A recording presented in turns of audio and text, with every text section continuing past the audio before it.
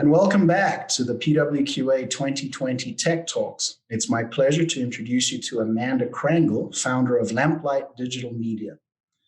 Amanda's been in the water business for a long time. In fact, she's one of those few marketers that actually has worked in a dealership, both as a sales rep and as a general manager. Amanda has the practical and the academic experience to speak as an expert when it comes to marketing. And she founded Lamplight Digital Media as a way to help companies grow profitably using digital marketing. And what I really like about the way she does business is they focus on transparency in all aspects of the work that she and her team provides. So they've helped manage millions of dollars worth of marketing campaigns, and they've helped countless dealers across the country be successful. So it's our great privilege to introduce you to Amanda Crangle, who will be talking about marketing metrics that matter. Amanda.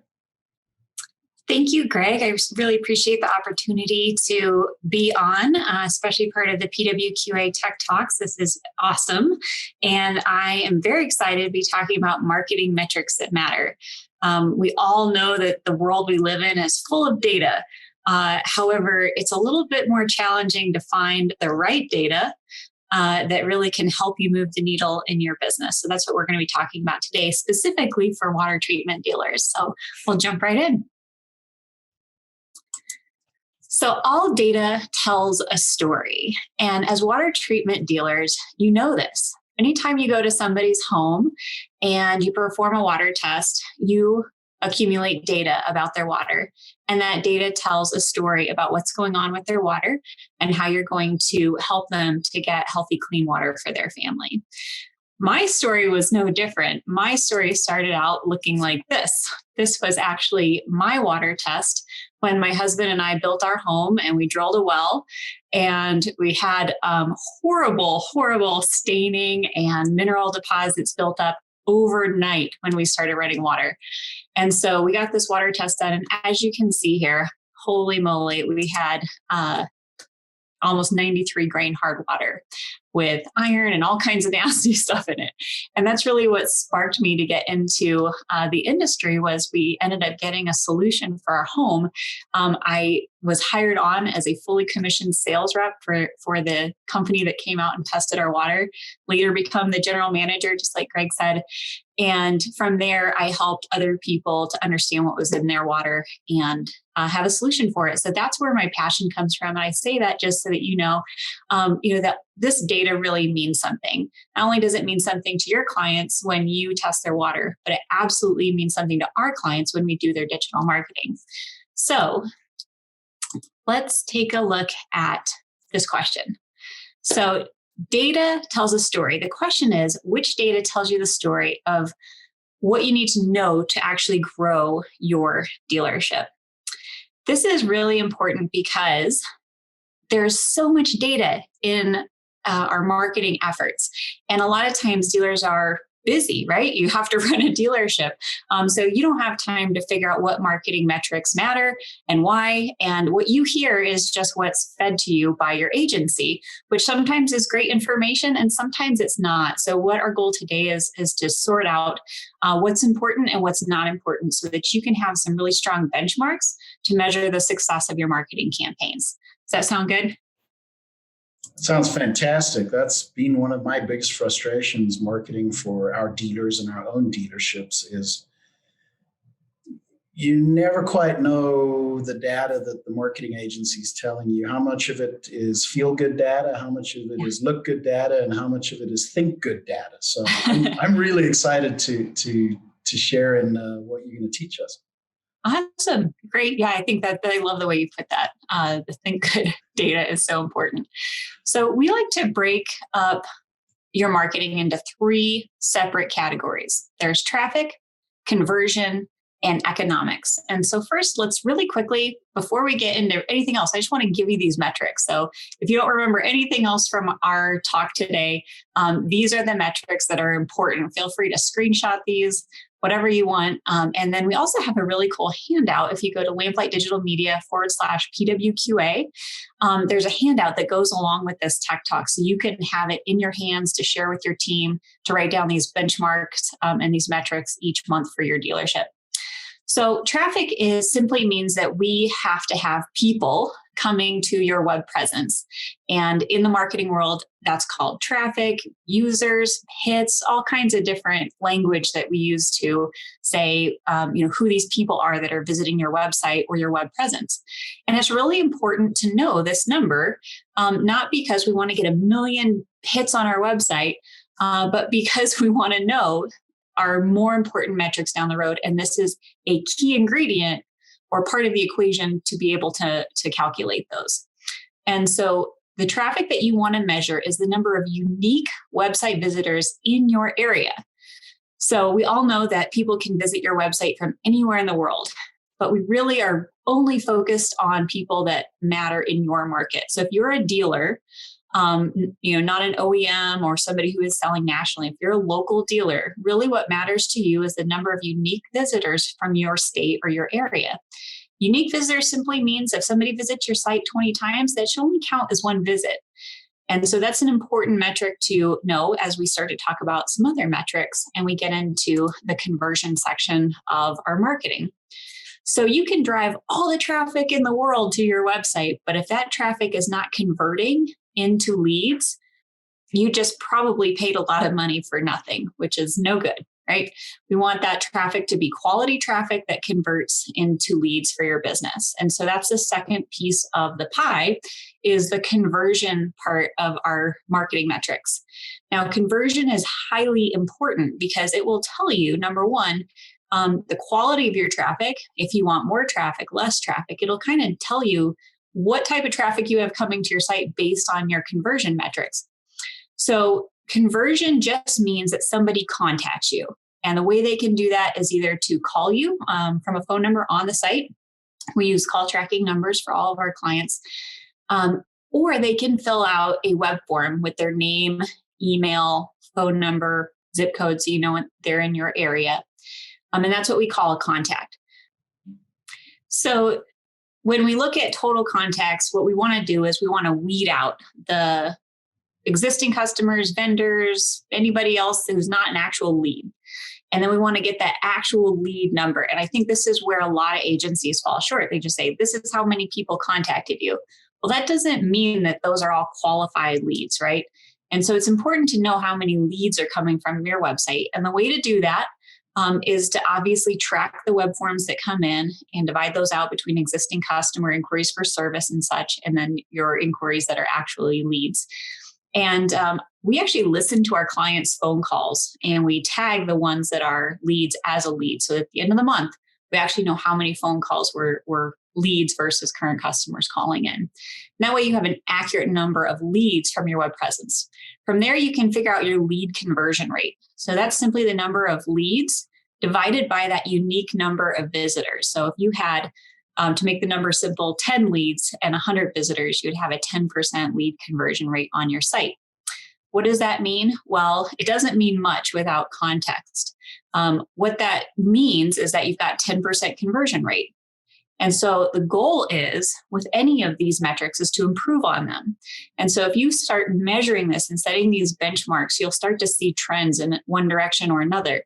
It could be, a stagnant trend. It could be trending up, that we're improving the conversion rate. It could be trending down. And this way, if you want to try a way to get new traffic, let's say you want to try Facebook ads. So now you have an influx of traffic, but your conversion rate goes down. That might mean that Facebook traffic isn't either your ideal audience or something's wrong with the page they're landing on that doesn't quite speak to the needs that they have. So it starts to tell you really where these little levers are that you can tweak to get really big improvements in your marketing. And the last one is cost per lead. This is so important, and so many people have a really hard time knowing what this is. And so I'll define cost. Cost is simply the total amount that you've spent to have your web presence running divided by your leads. So when we calculate this, we include what our clients pay us as their agency. We like to call it a partner because we really are more of a partner than an agency. Their costs for Google or Facebook ads, any actual, pay-per-click costs that they have, any kind of phone call tracking if there's additional costs for that, any costs that go to pay your agency or for ads for your online presence. You add all of those up, and divide it by how many leads you got. And that'll give you a cost per lead. Industry average is usually around $150. So if you're coming in under that, you're probably doing pretty well for your digital leads. If you're coming in over that, there's definitely room for improvement. All of our clients tend to be well under that in a wide range. And it's interesting, the clients that have really been around a long time with a very established web presence are usually well under that. And I think it's just due to their excellent reputations. The new clients that just launched their business in the last year, they're going to have a little higher cost per lead. So you have to, not necessarily measure it against everybody else because they're in a different situation than you. You have to measure it against yourself, and you want to try to improve that for your business. I just give you a benchmark so you know kind of what the industry average is. And then the last section of our 3 steps here is economics. This is another thing that I think is so missed by agencies, is that once a lead goes from us, from our wheelhouse of the digital marketing lead generation and into your hands as the dealer, there's this dichotomy between the two.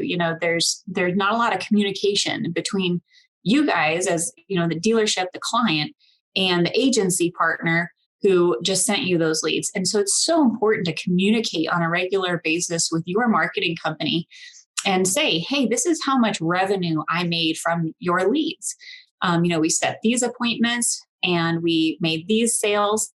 And that's going to let you know what your marketing ROI is, which is simply the revenue you generated from the leads that came through the internet, minus your costs to give you your profit, your base profit for your marketing.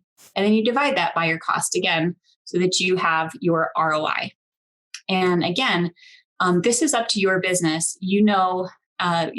Again, that you're different from any other dealership in the United States or North America. So it's really important just to measure that against your own benchmarks, but just to start measuring it is the first step. And then you can also get your cost per appointment and cost per sale. Again, creating these metrics that you can measure as benchmarks or key performance indicators so that you can get better moving forward and work with your agency to say, hey, when we started running this campaign, we found that our leads went up, our conversion rate went up, or, let's do more of that. Let's put more money there. So you can start to play with all these different variables in your marketing equation to get the results that you want and to start growing. Does that make sense? Am I explaining that all right? Not only does it make sense, but I agree 100% with it. I think Drucker said, if you want to manage it, you got to measure it, or something to that extent. And Yep. I think a lot of people with marketing, we've both done marketing in college, and a lot of times people come into marketing and they go, well, what am I getting for my marketing dollar? And the old school answer was, well, stop marketing and see how much your business drops. And the modern approach is measure every step of the way. I love the fact, and for me on my business consulting side, I see so many customers that don't know what it even costs to be in business year over year, let alone what leads cost them. So thank you very much for breaking it down like this, and breaking it down simply, because I see so many of these online marketers who make it like a black box. It's mysterious. The only ones that understand the hidden magic, and you just got to keep paying them money, and maybe you'll kind of sort of get sales out of the deal. So thank you for being so transparent about this for our listeners, because this is such a nice, easy way to understand it. It's great. Yes. Yep. And at the end of the day, the goal of your marketing should be to send your marketing dollars out and then they come back with friends, right? We want that marketing to be cost effective. And if it's not, then, we need to test more, find new channels, and move on. So this does just kind of sums up this 3-step process: your traffic, conversion, economics. And within each of these layers, you track, you test, and improve. The Japanese have a term called Kaizen. It was actually invented by an American who was working there, but I won't get into that. They have a system of constant improvement, and we approach it the same way. If we track and test and improve at each step in this funnel, we're going to see overall macro changes in the way our business is generating revenue through our marketing. So I think it's important to say what metrics are not worth monitoring, because there's so many out there, and sometimes it's easy to get distracted by shiny objects. I know that happens to me a lot. So sometimes it's good to know, okay, I just don't need to worry about that right now. So let's take a good look at these. These metrics are what I like to call vanity metrics. They might make you feel good, but they don't necessarily equate to leads and sales. They're not full of substance. They're not metrics you can make decisions off of. Now, these are metrics I will say that your marketing expert should be able to use as part of a good optimization process. But as a dealer with 100 hats that you're wearing, with just the things that you need to know, these are metrics you can let slide. One is hits, traffic, and visitors. And when I say that, I mean overall. Again, we already talked about the importance of your local, unique visitors to your site, but this is like overall, you had 1 million hits to your website. Okay, that doesn't mean anything if those people visiting your site aren't in your target market. And a lot of times marketers like to really push this because they're like, oh, look at how many people we got to your site. We spent all this money on SEO and we've got all these people. Well, how do you know that they're the right people, that they were searching for the right terms, and that your site is ranking for terms that really generate conversions for your business? So just some things to think about there, but don't get caught up on how many people are visiting your site. Bounce rate. I hear this a lot, oh, my site's got a really low bounce rate or really high bounce rate. Well, depending on the goal of the page on your site, it may have a really high bounce rate, and that's okay. Every page is going to have a little bit different goal, a feel to it, or whatever. And so bounce rate is really not necessarily an indicator of the overall performance of your site. Now, it can be an indicator of bigger, issues if you've got, really, really poor bounce rate on your entire site. But again, that's an issue for your marketer to handle and not one you need to be too concerned with. Time on page, time on site. Again, if your message is getting to somebody really quickly and it's resonating with them and they're contacting you pretty fast, a low time on page is a good thing. So again, it's all about the context and allowing your marketer to be the expert when it comes to judging that. Click rate. Again, any person in the world can go and get clicks. It's not hard. So it's important, again, to say, okay, are these quality clicks? And we know that by the fruit of how they bear fruit. Are they generating leads, these clicks to your site? So it's a good metric to take into context with conversions. And last is impressions. Be so careful about this. How many views did your ad get? Again, how do you know that they were in the right audience, the right eyeballs were viewing those ads?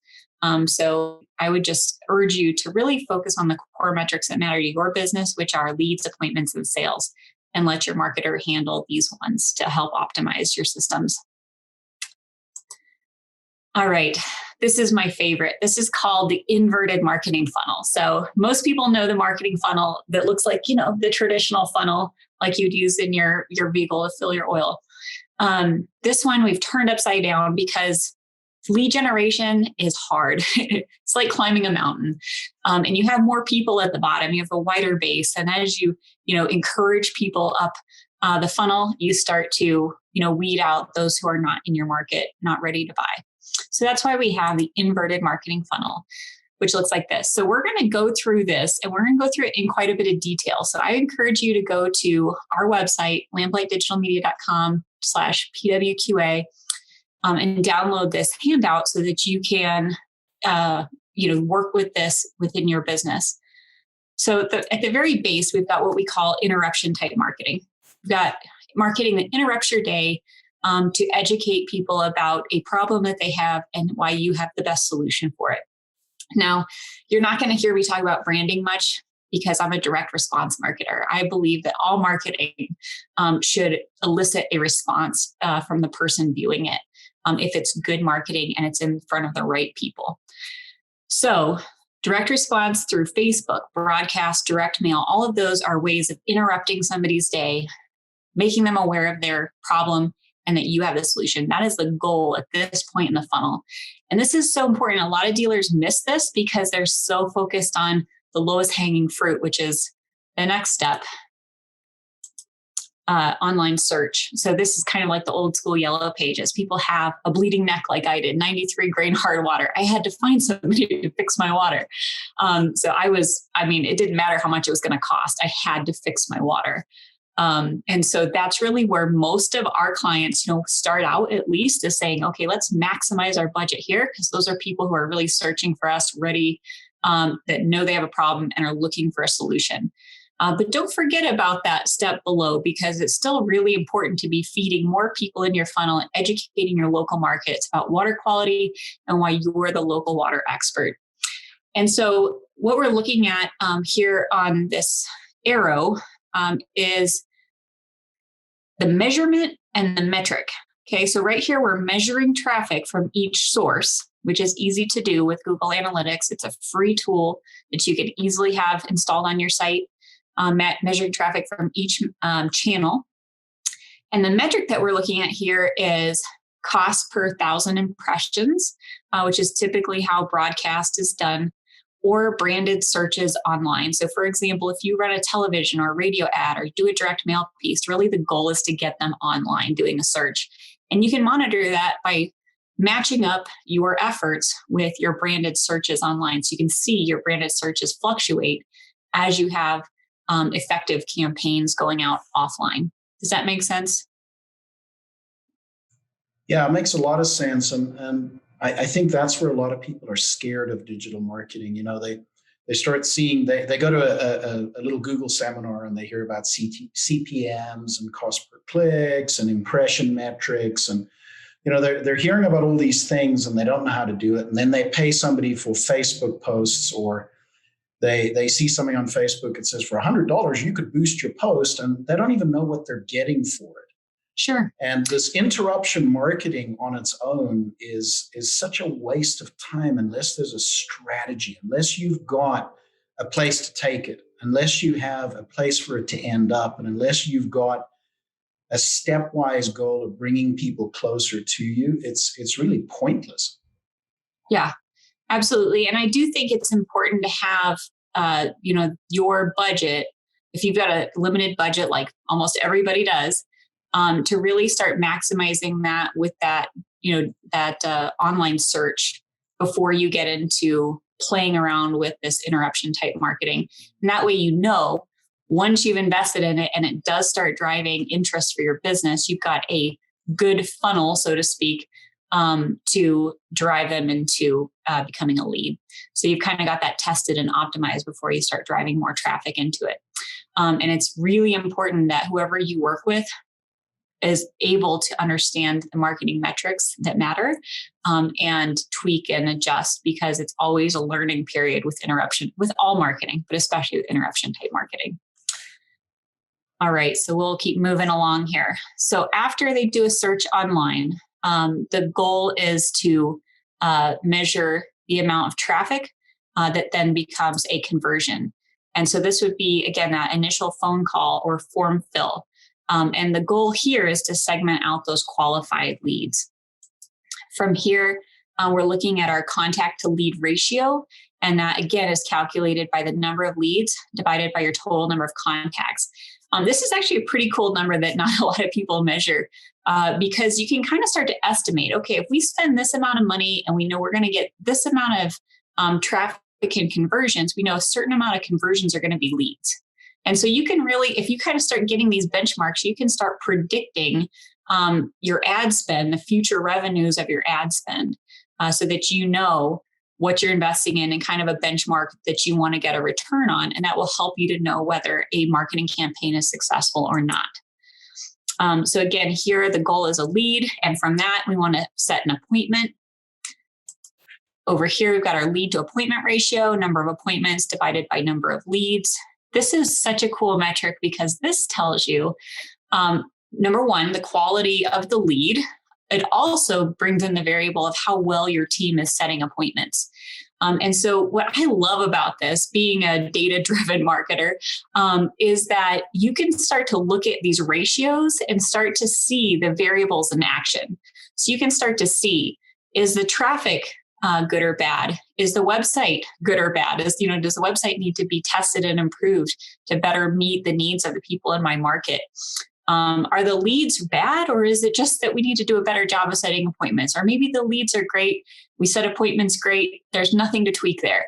But this will start to reveal the places in your marketing system that have the biggest areas for opportunity to improve, which is huge. The 80-20 principle states that 20% of our efforts are going to generate 80% of our outputs, right? And so if we can just find the 20% of things in our marketing funnel that are going to make the biggest improvements for our business, we can just take a look at this funnel and figure that out, really pretty simply once you've started proactively and intentionally measuring these metrics for a few months. From here, we've got appointment. Of course, the goal is then to get a sale. That can tell you very easily, how well your sales team is doing. And we've got our ratio, appointment to sales ratio. Got a sale from my experience, I know everybody is different. Once we got that sale, our goal was to generate some type of recurring revenue, whether that was a rental with the sale or if that was a maintenance program, a platinum care program, whatever that might have been, some type of recurring revenue. And the goal there was to develop that lifetime customer value. And so at this point, once we make the sale, again, the metric is a marketing ROI, return on investment. And we've already talked about how to calculate that. Such an important metric. And then you have value adds as you go. We have lots of current customer marketing programs that educate people on new and additional products, new features that they might want on an upgraded system. The 7-year AIC program is one I love, so that people can upgrade their system after 7 years. And so the lifetime customer value is so important to measure. This is the amount of revenue a customer brings in over the life of their relationship with your company. People think it's a really complicated metric to measure. It's really not. You just look at the average lifespan of a customer in your business, the amount of revenue that was generated from them, and that'll tell you what you're willing to pay for a new customer. So marketing is acquiring new customers at a profit. And if you're able to communicate with your marketing company what you're willing to pay for a new sale, a new customer, they've got a really great idea of their benchmarks that they need to hit. Because ultimately, your marketing company is just an extension of your team.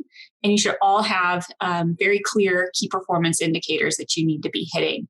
And so that you know where you need to improve.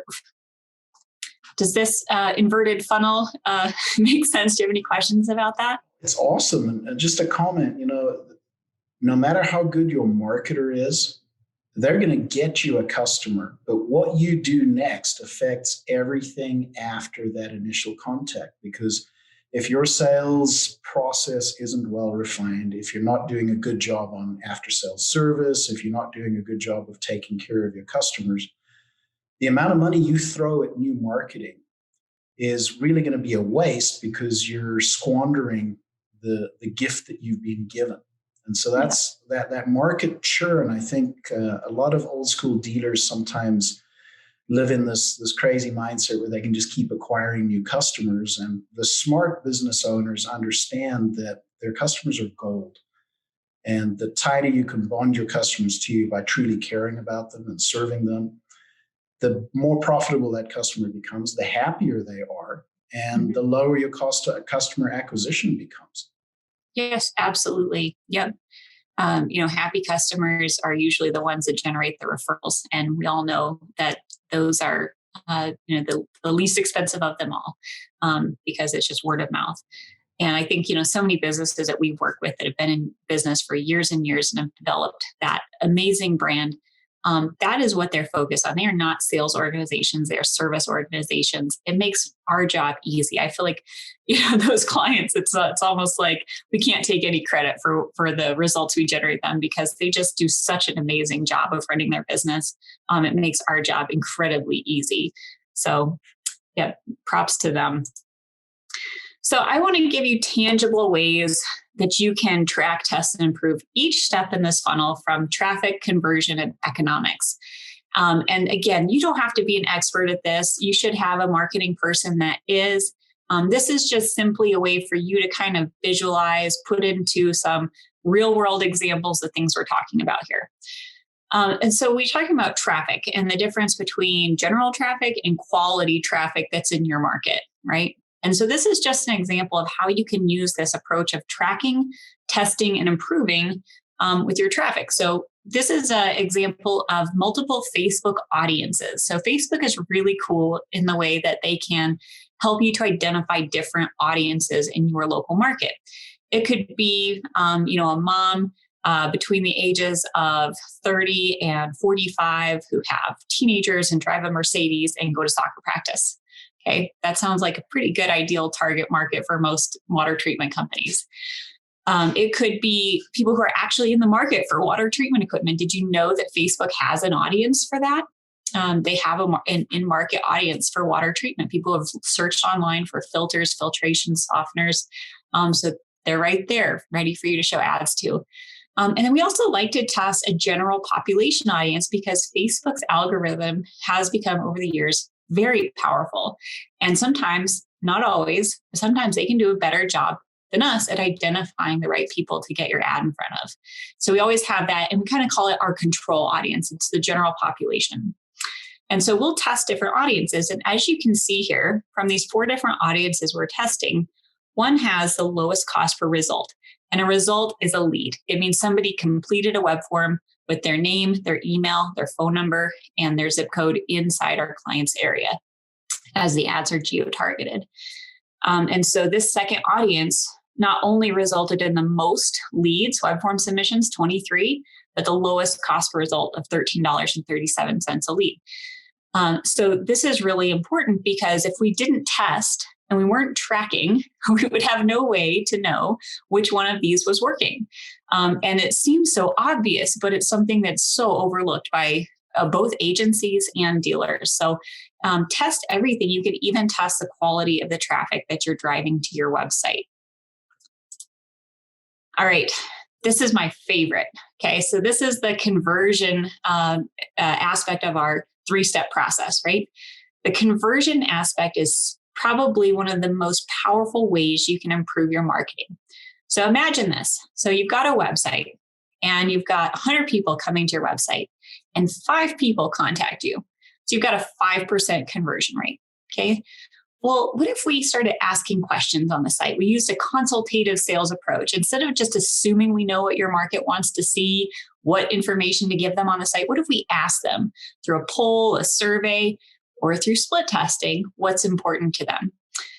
Well, maybe we would come up with a hypothesis that tells us that we need to tweak some things on our page to make it better, more inviting, more in line with what the visitor is looking for. And so in this case, we set up a split test based on our hypothesis. So an example of this would be, let's say we have a water softener page that's not converting as well as we want. And so we might do a poll. We would ask people, did you find what you were looking for when you came here today? Or what are the top concerns you have about your water? Or maybe it's a more quantitative question like, which of the following are the biggest concern to you, and have, a list that they can choose from. And based on that information, we actually order the layout of the page in priority order of what people said was most important to them. And so we build a new page with this new data and we split test it. So we send half of the traffic to the original page, half of the traffic to the new hypothesis page, and we measure web form submissions and phone calls from each one to see if we can improve the rate at which that page converts traffic into leads.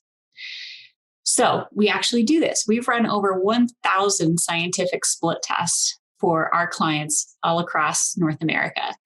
And it is my favorite part of what we do because it combines science and psychology to improve results for our clients. And the best part is you don't pay any more for these leads, okay? So if we improve your conversion rate by 50% on a page, that's 50% more leads and you didn't pay any more money. So what does that do?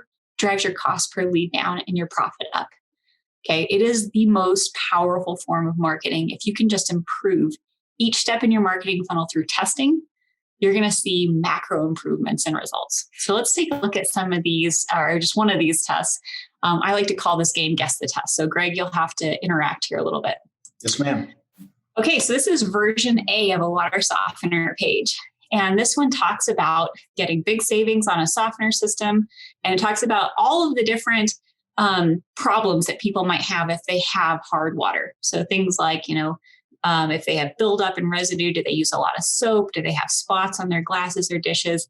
And then from there, it gives them a special offer, 3 months free when they rent. And then it has a call to action to go ahead and get pricing and contact the company. So this is version A, and we tested that against this page. Now, the big difference about this page is that the headline is the same, but all of the information underneath it, instead of being what we call symptom focused, it's solution focused. So this talks about why this system specifically is the right solution for a hard water problem. And then instead of having a button, it actually has the form right there inside the page. So Greg, what do you think? Do you think this version B or this version A is going to convert a higher percentage of visitors into leads? Man, that's a tough one because I have an internal bias. I'm a solution-based seller, so my internal bias immediately draws me to B because I feel like I'm talking more to the customer. So all right. my gut would say B. Okay, let's see how you fare here. All right, well, in this case, you are correct. Version B, improved conversions 138% better at a 98% statistical significance. That's amazing. So what's really cool about this test is it was not haphazard. Okay, this test was done in a market that is a hard water market. It's an Albuquerque area. And we, through some polls and surveys, had found out that people, for the most part, already had a water softener. They're either looking to upgrade and replace it, or they were just like, kind of like me, like, I just have to get a solution here.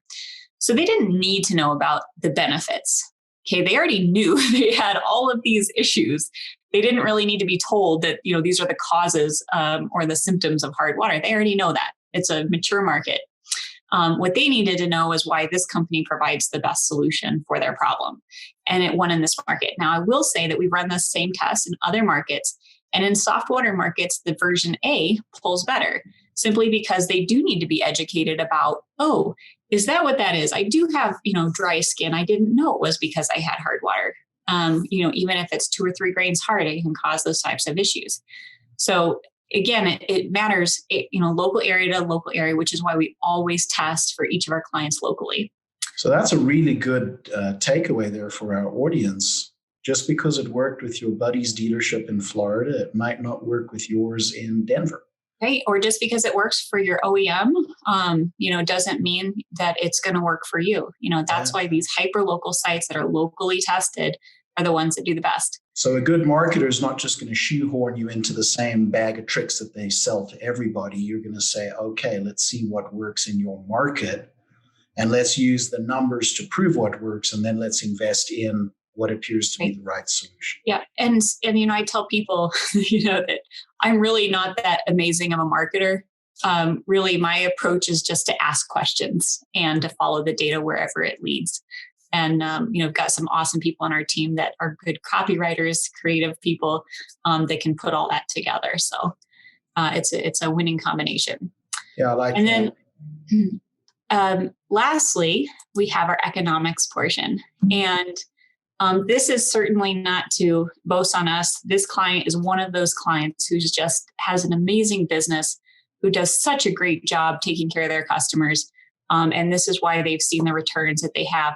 But this is a way that we work together as a partnership, that they can tell us, okay, out of this quarter was quarter 1 of last year. So as a little bit of a background, this client came on with us in 2018 with a bleeding neck. They were losing money on their marketing big time. $1,000 cost per sale, $500 cost per lead. It was not cost effective. So we came in, implemented our plug and play system for them. And within 6 months, which is what the end of March would have been for them, they were earning almost a 10x ROI.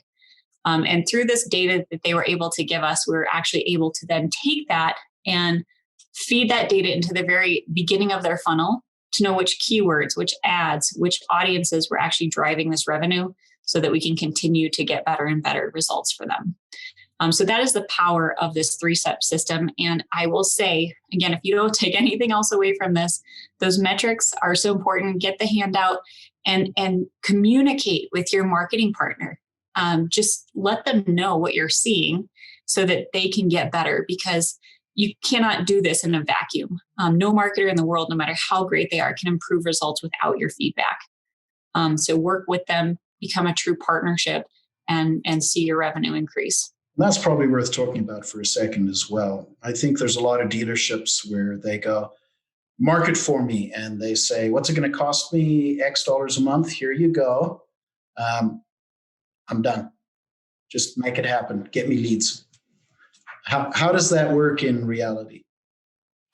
So it's a great question. A lot of dealers are so busy managing the day-to-day aspects of what they do that it's really hard for them to track this.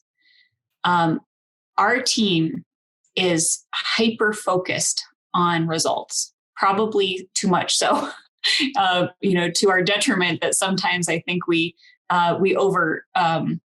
spend too much time trying to figure this out for our clients, because we know that that's where we're going to get better, is if we understand this. Usually, at the very minimum, that's why we listen to phone calls for our clients. At the very minimum, we at least know how many leads we're generating for them. And we already know the cost. So we know their cost per lead. And we know if we make certain tweaks and that goes up or down, that those tweaks were the right or wrong tweaks to make. So I would say a good portion of our clients fall into that category. The ones that have the best results, who see year over year over year over year improvements, are the ones that communicate with us on, this is how many appointments we set, this is how many sales that we made, because we're actually able to upload that data back into Google AdWords to know exactly, out of 1,000 keywords, we know which specific keywords are generating revenue. It's huge, that we're able to do that. And so those types of clients that are willing to put in that effort, and it's not as much as you would think. It's maybe an extra hour a month to just get that data, especially if you have a system for tracking it. It's not that complicated to get those results back to your agency for them to handle. And again, I would say that the 40% of clients that do get that back to us, they're definitely the ones that see the best improvements over time. I appreciate you quantifying that, because that's something that every dealer wants to know. They're so busy, they're so swamped, they're married to their businesses, they're still working in their businesses, not on them. Mm-hmm. And if it only really takes an hour or so of management burden every week, every dealer can find that little bit of time. So it's kind of like subcontracting an installation to a plumber. You can't just hand it to the plumber and let him go to town. You need to help the plumber understand what you want, and then interact with the plumber or the pipe fitter on getting your results. And marketing is the same way, right? Yeah, and it's a nice balance, because smaller dealerships that are wearing all the hats, that have the general manager who's also taking the calls and fielding, the leaks that somebody has in their RO system or whatever, the fires that you have to put out on a daily basis.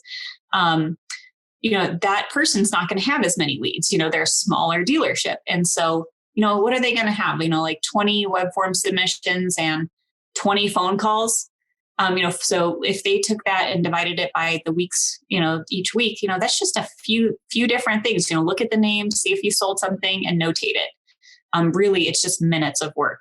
It just takes intentionality, which I know is hard. It's just the human condition. So it does take intentionality. And I think it just takes getting into a routine with it. And then, the larger dealerships, it's they do get more leads, but they usually have the team to help handle it. And that's something that we are very good at, is, working with a specific person or group of people on teams, to communicate that information back and forth. Excellent. All right. So that's the end. Unless you had any more questions, again, I would direct you to the site to get that handout. We also have a case study on that client we just talked about, which is a client there in California, who we were able to get that 10x return on investment after 6 months of work with them. It's not magic. It's just, following the data.